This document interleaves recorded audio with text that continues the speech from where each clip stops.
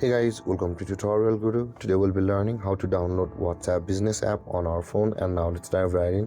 Now to download the WhatsApp business, first we will be required to open the Play Store on our phone, and after that guys, on this interface at the top of the screen you can see there is the search bar. Tap on it and type WhatsApp business and search for it. And over here guys, you can see the WhatsApp business option available first at the top of the list. Tap on it and this kind of install button will be available for us. Now in order to download and install it on our phone, simply tap on install and it will be downloaded and installed on our phone momentarily. And after that you will be required to log into your WhatsApp business account, which is your WhatsApp account. It will be linked. And with that being said guys, let this finish and your WhatsApp business will be installed on your phone. And the guys, this is how to download and install the WhatsApp business on your phone.